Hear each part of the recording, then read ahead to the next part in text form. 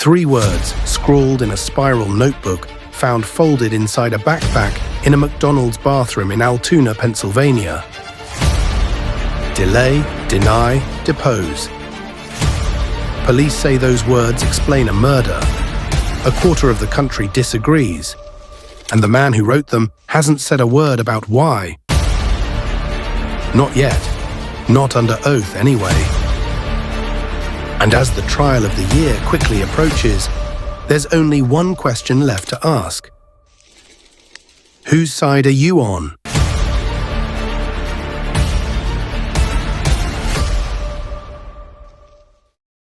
December 4th, 2024, 6:44 in the morning. Midtown Manhattan is still mostly dark, and a man in dark clothing is waiting outside the Hilton on 6th Avenue. Inside, a health insurance conference is about to start. One of the men walking toward it is Brian Thompson, CEO of UnitedHealthcare, one of the largest insurers in the country. He doesn't make it inside. 3 shots. The shooter doesn't run in a panic. Witnesses and surveillance describe someone who moves with purpose, calm, almost rehearsed. Within seconds he's gone, weaving through the city on a bike. And for 5 days, nobody knows who he is. Here's where most true crime channels would walk you through the entire manhunt, minute by minute. I'm not going to do that to you. What matters is this. Investigators recover shell casings with words etched into them. Delay, deny, depose. A pointed callback to how insurance companies fight paying claims. That detail alone turns this from a random act of violence into something people start reading as a message.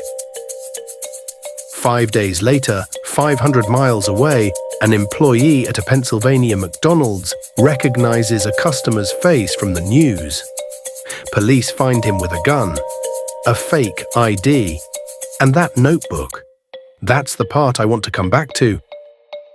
Because what's written in it is the reason this case became something bigger than one shooting. Luigi Mangione was 27, Ivy League educated, valedictorian in high school. By every visible measure, the kind of background nobody expects to end in a murder charge. But the notebook police say they found paints a different picture. Pages of writing about corporate America, about the health insurance industry specifically, about what he apparently saw as a system built to profit off denying people care. Now here's where it gets complicated, and where I want to be careful, because this part matters. Mangione has pleaded not guilty. Every fact I'm laying out here is what prosecutors allege, not a proven conviction. He is, right now, still legally presumed innocent. But whatever the truth turns out to be, the public reaction was immediate, and split in a way you almost never see with an accused killer. Within days, free Luigi shirts were being sold online. Supporters showed up outside the courthouse, some out of genuine belief in his innocence, others because they saw in this case something bigger than Mangione himself. Years of public anger at insurance denials, delayed care, and a system a lot of Americans feel powerless against. That reaction is honestly part of why this case refuses to fade. It's not just, did he do it? It's why did so many people on some level understand it? And that's the tension prosecutors now have to build a trial around. Here's something a lot of people don't realize about this case. Mangione isn't facing one trial. He's facing 2 completely separate prosecutions in 2 different courts for the same killing. New York State charged him with second-degree murder. If convicted, 25 years to life. The federal government charged him separately, originally including a murder by firearm charge that could have carried the death penalty. A judge dismissed that specific count back in January, ruling it legally unsupported. What remains federally centers on stalking charges. Prosecutors allege he tracked Thompson for weeks before the shooting. 2 courtrooms, 2 juries. 2 chances for the system to reach a very different conclusion about the same morning in December. So where does this actually stand right now? The state trial is moving first. Jury selection begins September 8th.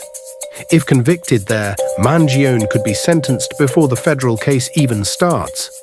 The federal trial was originally scheduled for this fall, but a judge just pushed it back, ruling it simply wasn't possible to select 2 juries for 2 trials running at the same time. Jury selection there is now set for January 5, 2027, with opening statements expected January 25th.